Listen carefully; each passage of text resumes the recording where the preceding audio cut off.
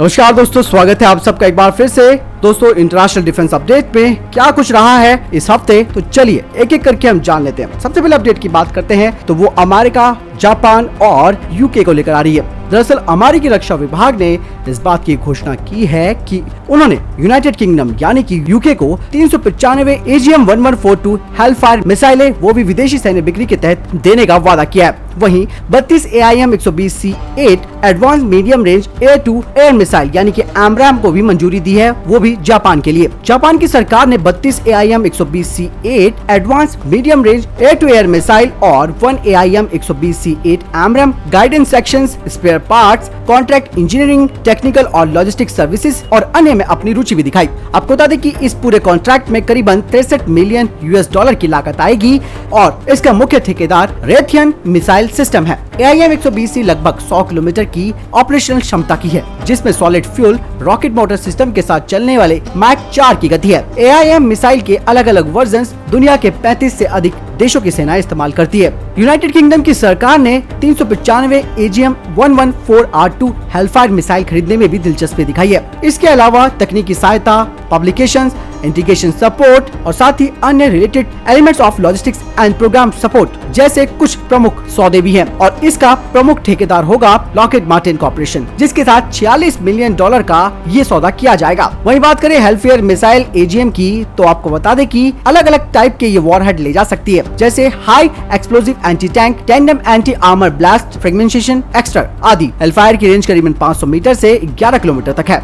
वही अगली खबर की बात करते हैं तो वो टर्की एरोस्पेस को लेकर आ रही है। आपको बता दें कि टर्किश एरोस्पेस इंडस्ट्री ने अपनी नौसेना को नए रडार और ड्रोन दिए हैं। तुर्की एरोस्पेस इंडस्ट्री यानी कि TIA ने और अनका को एक लंबी दूरी की मानव रहित हवाई वाहन यानी कि UAV की आपूर्ति की है, जो कि ऑटोमेटिक आइडेंटिफिकेशन सिस्टम और सिंथेटिक अपर्चर रडार यानी कि SAR से लैस है, जिसे तुर्की नौसेना को दिया गया है। आपको बता दें कि अनका, जिसे सतह से टोही और निगरानी मिशन के लिए अपने SR और कैमरा लोड के साथ एशियन और मेडिटेरियन सी में तैनात किया जा सकता है और अपने इस नए रडार सिस्टम से वे दूर और ऊपर के बादलों से खुफिया जानकारी एकत्रित कर सकता है। साथ ही इसकी कुछ खास विशेषताएं भी हैं। अनका S सिस्टम प्रणाली दिन और रात में टोही और निगरानी कर सकती है। साथ ही मोबाइल लक्ष्य का पता लगाने, पहचान, ट्रैकिंग और वास्तविक समय की यानी कि रियल टाइम खुफिया इमेजेस भी प्रोवाइड कर सकती है और ये सभी मौसम में प्रभावी रूप से कार्य कर सकता है। अनका इस सिस्टम में 200 किलोग्राम का पेलोड और 30,000 फीट की ऊंचाई है और ये 24 घंटे उड़ने में सक्षम है। आपको बता दें कि टर्की की नौसेना बलों में UAV बेड़े में तुर्की विमानन कंपनी यानी कि टर्किश एरोस्पेस इंडस्ट्री के कई UAV शामिल है, जिनमें बेराकटर TB2 ड्रोन्स, जिसे घरेलू रूप से टर्किश एविएशन कंपनी बेकर मकीना ने बनाया है। इसके अलावा 4 अनका ड्रोन्स और 10 इजरायली हिरोन TP UAVs उसके पास हैं। अगली खबर की बात करते हैं तो दक्षिण कोरिया और इजराइल को लेकर आ रही है। आपको बता दें कि दक्षिण कोरिया ने अपनी वायुसेना यानी कि ROKF के लिए अगली पीढ़ी के मल्टी रोल लड़ाकू विमान जो कि कोरियाई लड़ाकू एक्सपेरिमेंटल KF-X प्रोग्राम के तहत विकसित किए जा रहे हैं, उनके लिए स्वदेशी सक्रिय इलेक्ट्रॉनिक स्कैन एरे यानी कि ऐसा रडार प्रोटोटाइप विकसित किया है। रक्षा अधिग्रहण कार्यक्रम के अनुसार दक्षिण कोरियाई कंपनी हनवा सिस्टम और देश की एजेंसी फॉर डिफेंस डेवलपमेंट यानी कि ADD द्वारा 2016 में जारी रडार का अनावरण किया गया था। रडार अब आगे के परीक्षण के लिए पहले KF-X प्रोटोटाइप के साथ एकीकृत होने से पहले आगे के जमीनी प्रदर्शन परीक्षणों से गुजरेंगे। दक्षिण कोरियाई अधिकारियों ने कहा कि Elta systems Israeli aerospace industry यानी कि IAI की एक सहायक ने कोलैबोरेशन के रूप में ये कार्य किया है और वो हमारे परीक्षण चरण में भी सहायता कर रहा है। ऐसा रडार के बारे में काफी कम विवरण सामने आए हैं, जिसे अधिकारियों ने अत्याधुनिक प्रणाली के रूप में बताया है, जो कि 1000 से ज्यादा टारगेट को ट्रैक करने में सक्षम है। अगर ऐसा करने में साउथ कोरिया सफल होता है तो दुनिया का पहला देश बन सकता है। दोस्तों, यहाँ पे अगली खबर की बात करते हैं तो भारतीय UAV को लेकर आ रही है। दरअसल आपको बता दें कि भारतीय स्टार्टअप विंड वैली एरोस्पेस ने ग्रेनेड लॉन्चिंग UAV को विकसित किया है, जबकि अधिकांश कंपनियां निगरानी के लिए कैमरों के साथ UAV बनाने पर ध्यान केंद्रित करती हैं।